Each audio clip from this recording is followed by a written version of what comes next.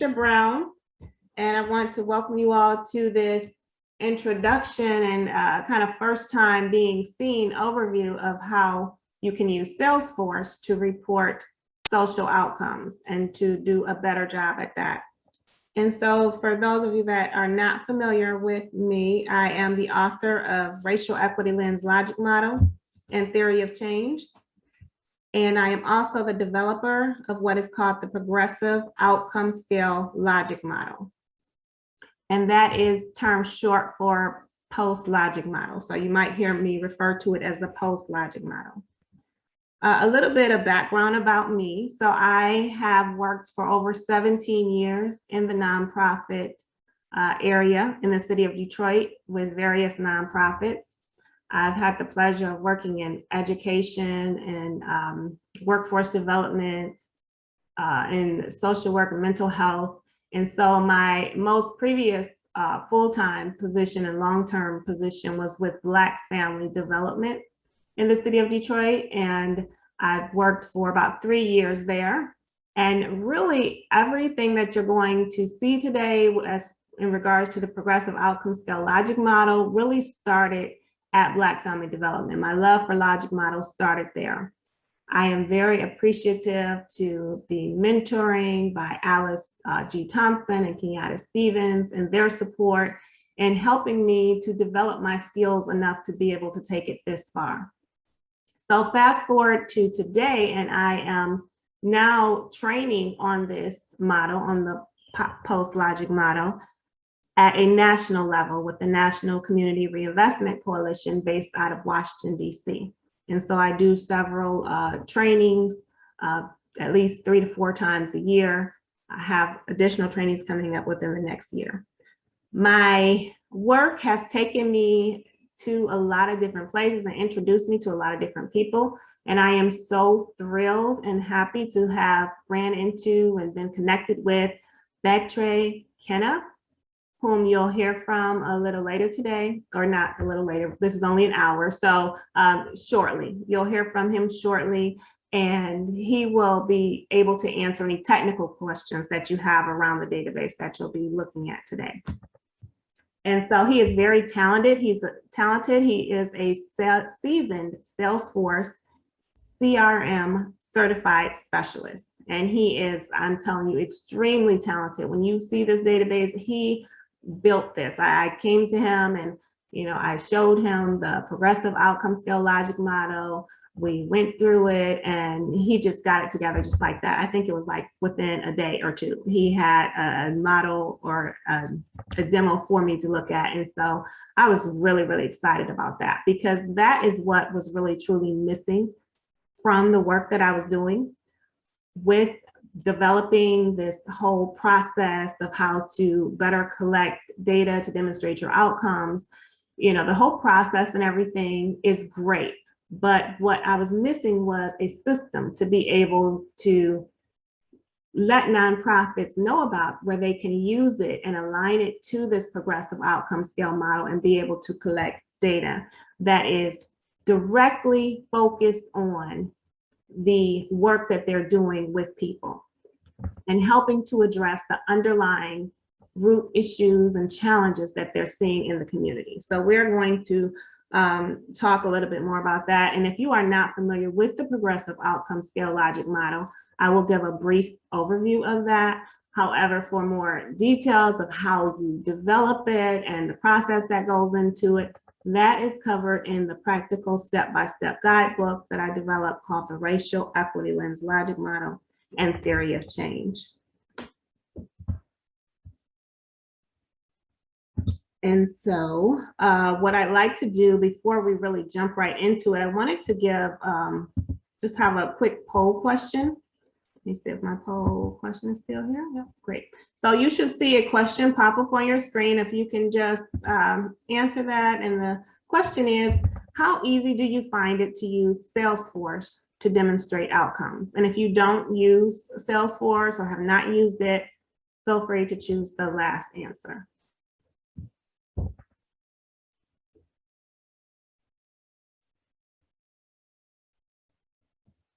Okay, so I see the majority of you have not used Salesforce. And if you have not used Salesforce, you are going to be really surprised at what it can do. If you have, and you've had challenges with using it or struggled with being able to figure out how to collect data that is meaningful and really helps to demonstrate some movement or progress with the people you're working with, then this is going to be a very great opportunity for you to learn how to do that. And so there's two major differences between the progressive outcome scale logic model approach and the typical logic model. So the progressive outcome scale logic model has a strong focus on the social determinants of racial wealth inequities. And these are also referred to as the social determinants of health inequities or racial health inequities. And these are all different areas where you will see racism and discrimination a lot for the most part. And this is something that's been researched down through history. This is not something that I just drew up and made up and presenting to you today. This is actually real research data and information. And you have probably seen something like this similar throughout your work. And so these are all separated into different categories. So the first category you see here is economic stability. Then we have neighborhood and physical environment, education, food, also referred to as nutrition, community and social context, and the healthcare system. So the Salesforce database that you will be looking at today will be separated into categories, just like the POS Logic Model. So again, the POS Logic Model has a laser focus on these social determinants. So everything, all the data that's being collected, reported on, all the reports that are being made, the needs assessments that are given to the community, all of them directly have a strong focus and are separated really into categories based on the categories that you see here. So when we're looking at the reports in Salesforce, you're going to notice that they are in categories. And it's likely that there's maybe a lot of different organizations that will be listening to this video or are here now that work in these various areas. And so this is an example of a progressive outcome scale logic model. This is very short, and I try to keep it short because I realize that we have different levels and experience of people that are listening to this webinar. And so I don't want to overcomplicate things. I don't want it to be too large. So when you're looking at this, we're just dealing with really three areas or three categories. The first column that you see to the left are the key success factor partners. So these are partners that are very important to the ability of the organization to really make an impact in the lives of people. Right next to each of the partners, you will see the category in which they provide support services in. You'll see the outputs, that's the number of people that they're planning on servicing. For example, in youth economic stability, they're planning on servicing 2,000 youth ages 13 through 17. Now, another difference between the progressive outcome scale logic model and your typical program logic model is the way the outcomes are reported. So in this logic model approach, you can see that the outcomes are reported in stages. So for the short-term outcomes, you see youth begin in stage 1. In the intermediate, you see that 100% of youth reach stage 2 or higher. So that's their goal. That's what they want to get at. They want 100% of those 2,000 youth to reach stage 2 or higher. And so for the long-term outcomes, they want 100% of youth to reach stage 3 or higher. So you might be thinking to yourself, what are the stages? What does that mean? And so I am going to go over to a more full-scale logic model so that you can see the entire progressive outcome scale logic model. Let's see. Okay, here we go. So this is the full logic model of what we were just looking at. We were just looking at a portion of it here. But when you look at the progressive outcome scales key, You see stage 1 means that less than 70% of indicators have been accomplished. And so what indicators are they talking about here? So when we scroll down a little bit, we can see that the addendum to the logic model has the key performance indicators here. And so what are key performance indicators? Well, simply put, those are the items or the objectives that you plan to measure in order to tell that the people you're servicing are becoming better off. And you get this information of what you want to focus on from first doing a community needs assessment. And all of that is laid out again in the racial equity lens logic model and theory of change. It's a step-by-step guide. And it starts with the community needs assessment because you need to find out what those true underlying needs are before you go into trying to develop key performance indicators. So let's just look at a couple of what the key performance indicators are for adult economic stability. So in order for a person to reach stage 3, and we go up here under adult economic stability, and that would be stage 3 long term. So this might be a year into the program. It might be 3 months for short term, 6 months for intermediate, a year for long term. And that's really up to the organization. And again, all of that is walked through in the guidebook. But when we look at stage 3, so they're saying that 100% of participants will reach stage 3. So if they're going to reach stage 3, then that means that 90 to 100% of the indicators have been accomplished. And so when we go down and we look at economic stability for adults, we see that there are 5 indicators that this particular organization chose to focus on based on a needs assessment. So based on some factual data, information that they got from the exact people they're servicing. And the first one here is demonstrates the ability to create and follow a realistic budget. So evidently from their needs assessment, they found that a lot of individuals were unable to do that. The next one is obtains living wage or higher employment based on family size, demonstrates negotiation skills to make realistic arrangements with creditors, demonstrates the ability to identify savings options yielding relatively higher interest rates, demonstrates knowledge on how credit scores work and takes necessary steps to improve their own credit score.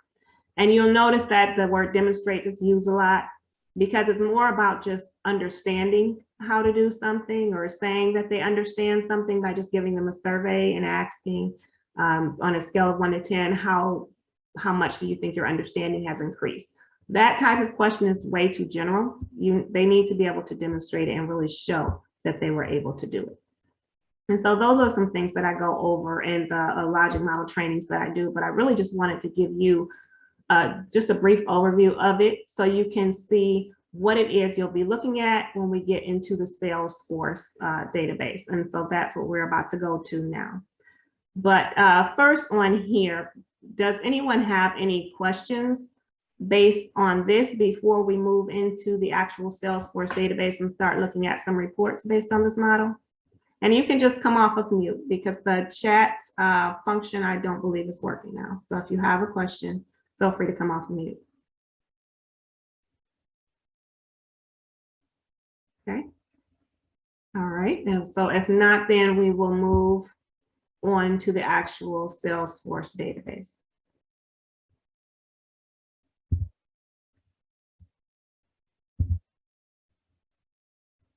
Okay, so this is the dashboard. And so for those of you who have used Salesforce before, you are familiar with the dashboard area. If you are not, this dashboard area just shows you a quick snapshot of all of the various data in your Salesforce database.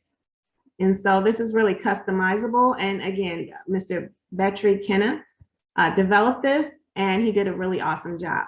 So we are going to look at these reports one by one. And so now you understand what the progressive outcome scale logic model is. That should be helpful to you as we look at these reports. So this first report is called individual stages by category. And so when we click here, we can view the full report.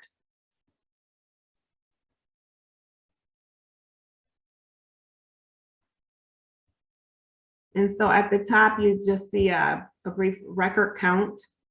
And the key is right below that, with the dark blue being the number of individuals and participating in that youth economic stability category.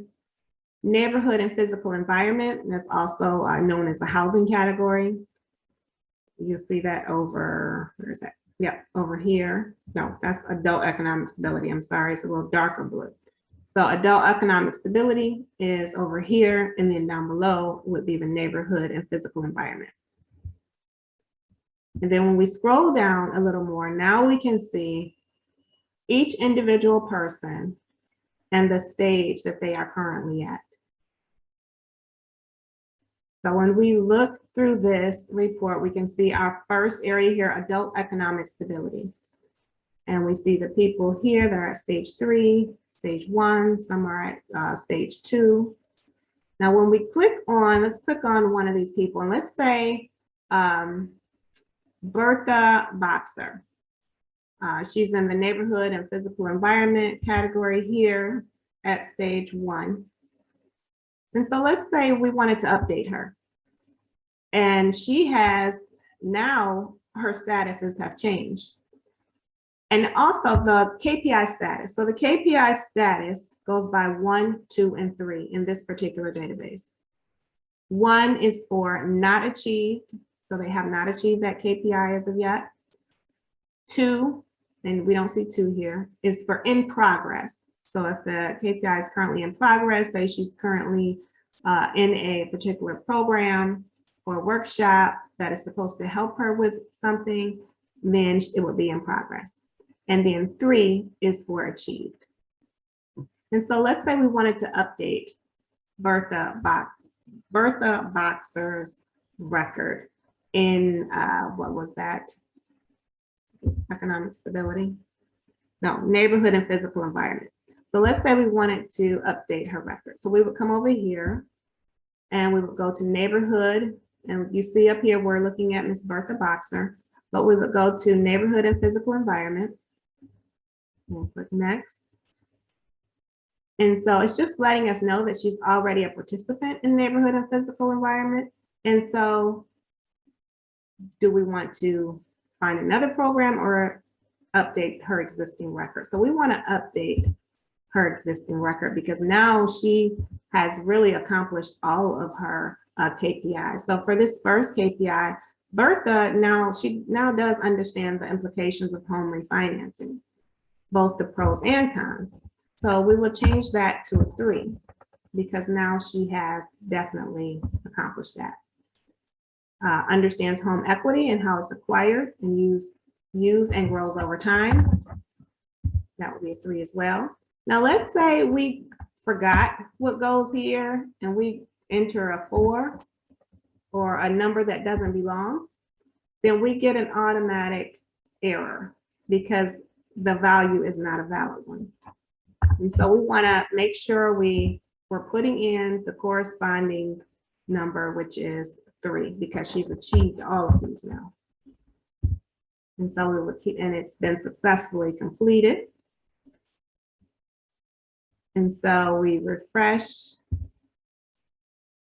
We can refresh the screen.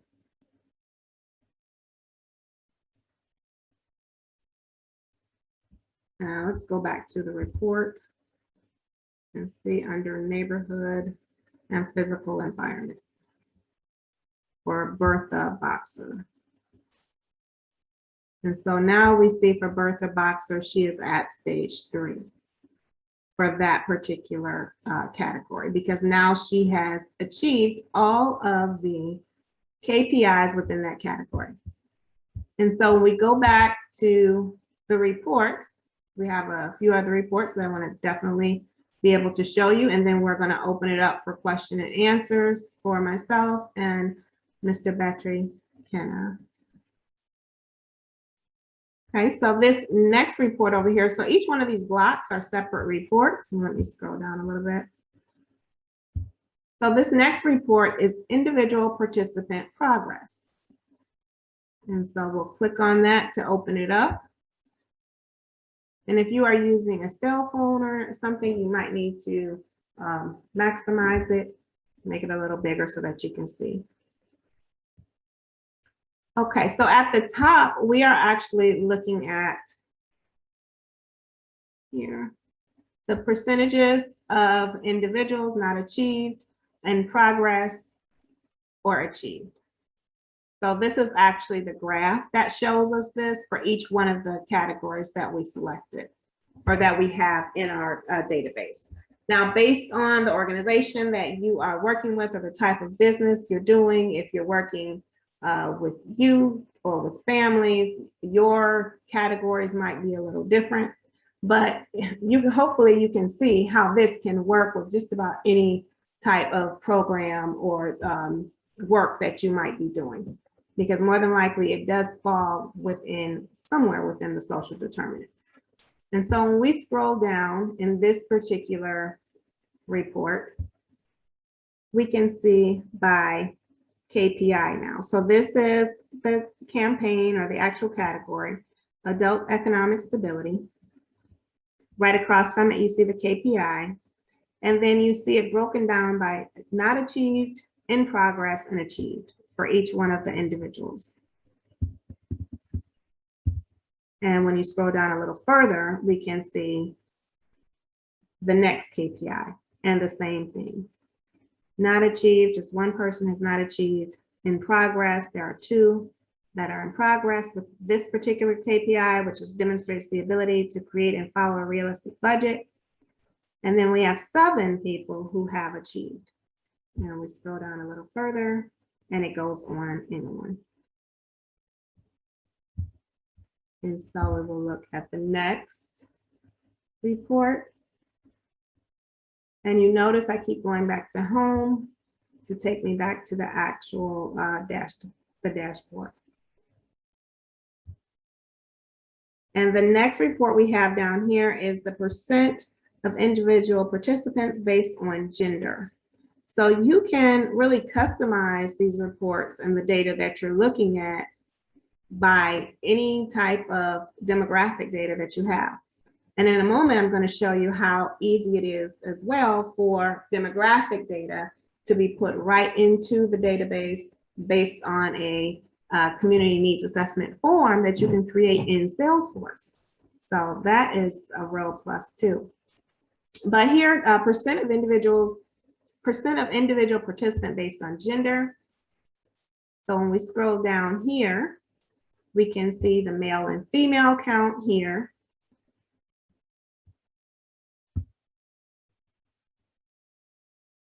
And we can see the different KPIs.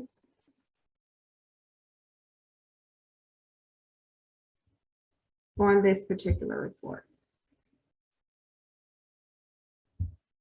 And so when we go back to home, and I think I have 3 more reports that I want to show you because I want to make sure we allow time for question and answer, and then for Mr. Kenna to add any additional things that I may not have covered.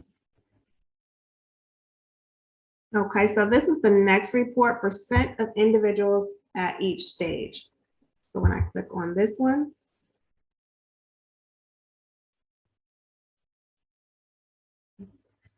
this shows me the percent of individuals that are at each stage based on the category. So we see adult economic stability, and these are actual percentages, not raw numbers. But if we go down to the report a little bit more, we can see the percentage. But you see economic stability, about 43% are in stage 1. Stage 2, we see about 7% are in stage 2, and then about 50% are in stage 3. For neighborhood and physical environment, we see the different percentages there. So hopefully you are starting to see how this really aligns with the POS Logic Model that we were just looking at a few minutes ago, and how in the short-term, intermediate, and long-term outcomes, how they're being reported as 100% of individuals will reach stage 2 or higher. And if that is not realistic, you don't always have to say 100%. You want to be realistic with your organization and the work that you're doing. So it may be 80% of individuals will reach stage 2 or higher, or reach stage 3 or higher. and you would have the reports easily available at your fingertips in Salesforce to be able to print, generate, customize them based on what it is you specifically want to see, and really be able to demonstrate outcomes. And these are the type of outcomes that can really make an impact on people's lives. So you want to make sure that you are addressing what the community really needs. And so that's why it's really important to do your needs assessment first. But when we scroll down, we see more details of the data here and what stages each, what percentage of folks are in each stage. So when we go back to reports,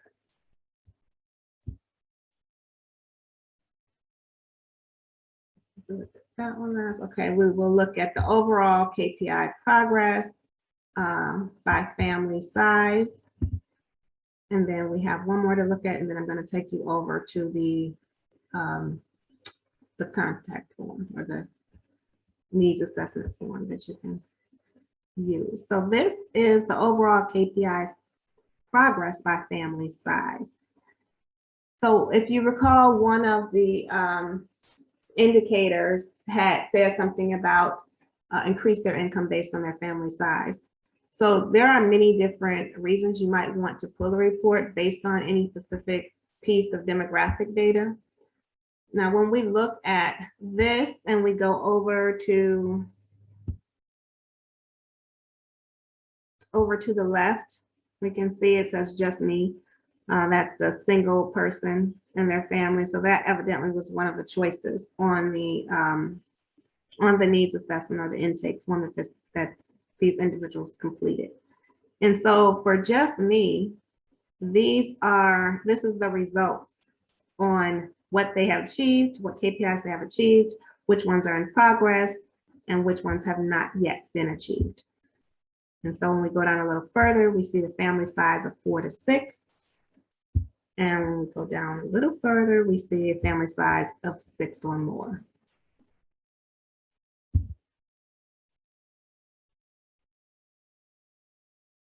And so I will take us back to the final report that I want to show you here. Now we can really go all day with different types of reports, but again, it's based on what you want to see. And doing a database, creating a database like this is really easy for Mr. Kenna, I can tell you. But it really, really helps if you can come to him with your POS Logic Model, your key performance indicators, your categories already selected and chosen, and give that information to him. It just makes it so much easier. And so again, the practical guidebook, step-by-step guidebook, Racial Equity Lens Logic Model and Theory of Change is your step-by-step guide to developing a POS Logic Model. So this final report that I'm going to show you here shows all of the key performance indicators for the various areas. And it just shows where people are percentage-wise in relation to those key performance indicators, whether they are in progress, again, not achieved, or if they have been achieved. And so we scroll down, we see more of the percentages, and this is by individual KPI. So we saw reports where you can look at it just by the category, or you can look at it by individual KPI. And let's click on one of these just so you can see, because anytime something is blue in Salesforce, you may already know you can click on it. And so what I clicked on was just one of the key performance indicators. I clicked on the one that says demonstrates negotiation skills with creditors. And so now I see here all the folks and their current KPI status. So let's say Andre, his was in progress, but now he has achieved it. I can just come right over here, click this arrow and click edit. And then I can change his very easily to a 3 because he has now achieved that. And then I click save, and now he's a 3. So the ease of use of this, I am not a Salesforce person at all. I'm not very technical savvy, which is why I was so thrilled when I ran into got connected with Mr. Kenna because he was able to really put this together to where I could use it easily. And it's not cumbersome and confusing. But like I said, it really, really helps if you can come to him with what it is exactly you want with and inside your database. And so I was able to do that, come with examples and showing him what it is I wanted, what I needed, what I wanted organizations to be able to have, and he was able to put it together.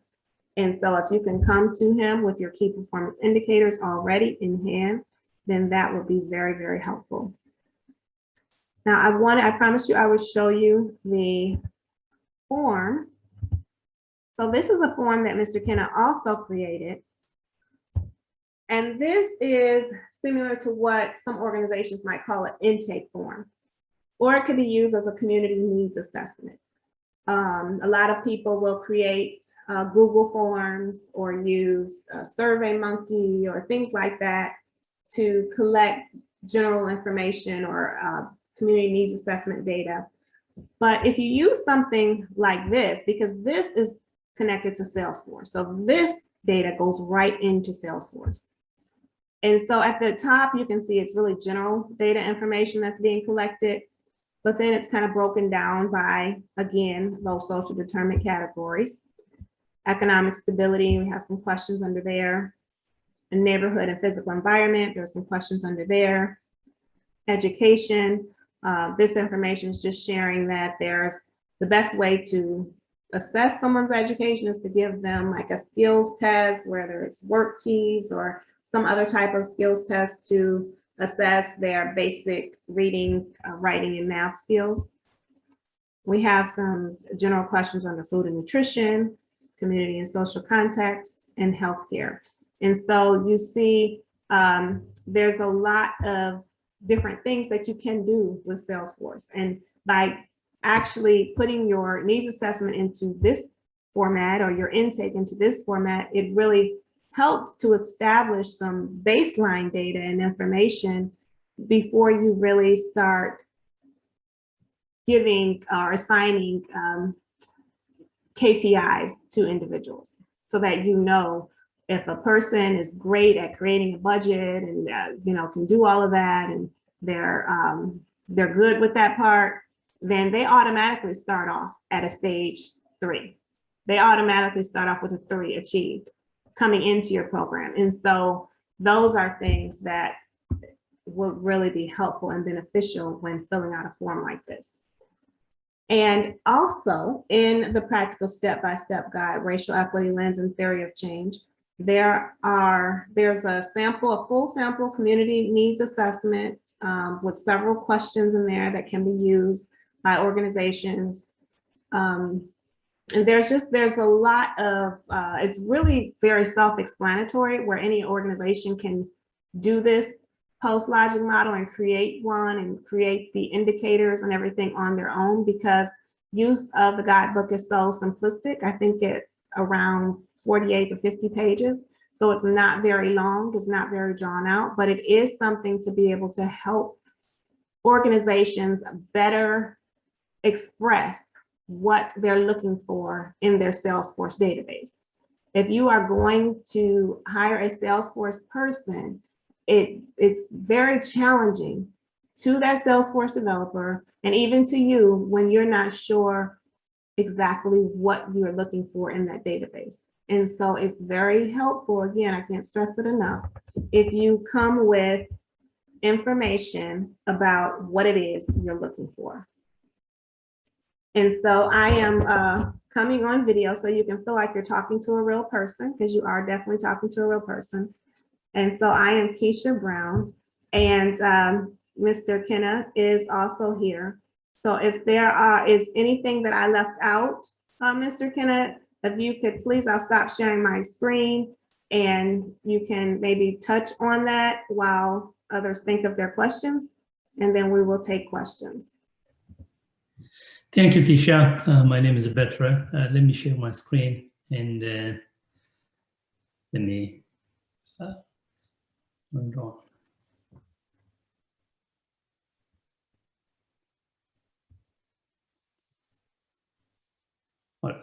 Let me share my screen.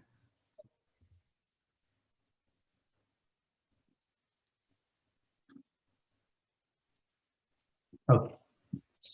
So whatever Quisha said is clear, I think, and this is simply a basic system.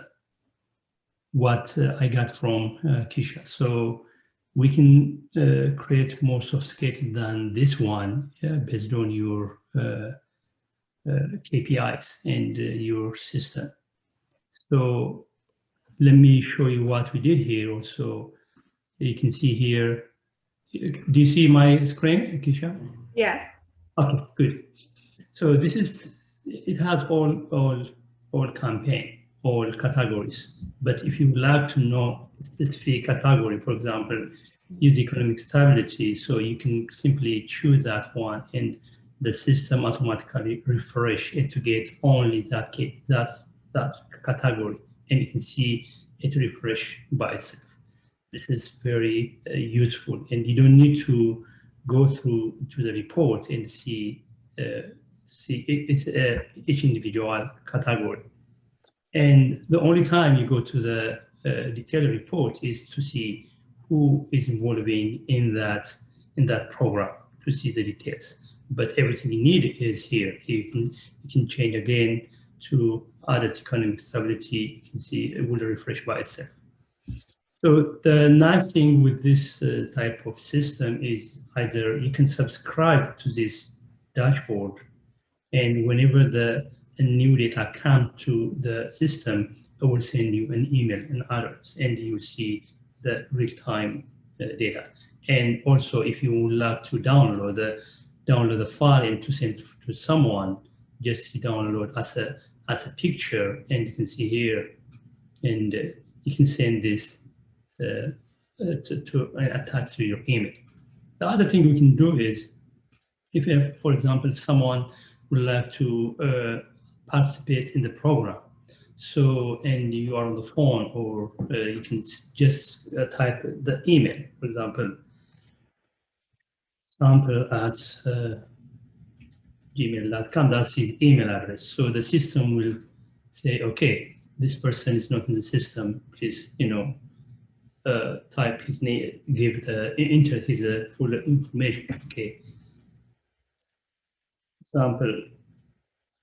Okay, that's his name. So I just, okay. So what type of program is he involving? So for example, let's use, okay, I'll choose that one, and I will put the KPI, the value.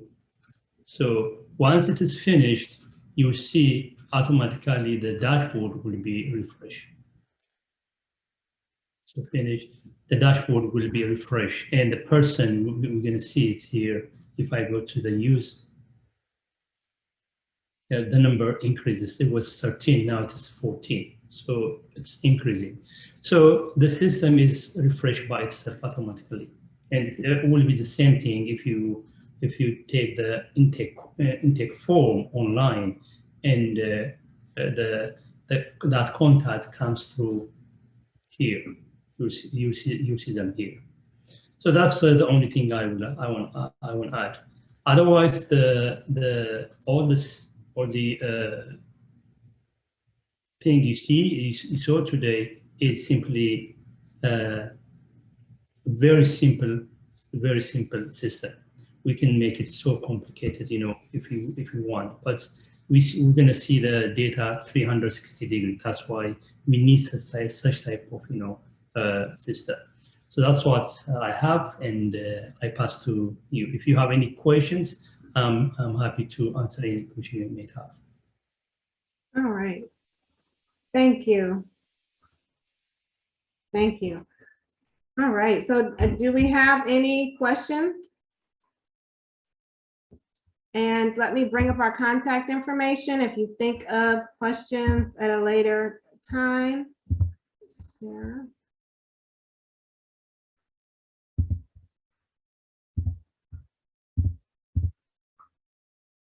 And if you have not seen the guidebook, this is the practical guidebook. There was one that was just released, the Logic Model Guidebook for creating community hubs and communities. And so those are all available on Amazon. This is our contact information.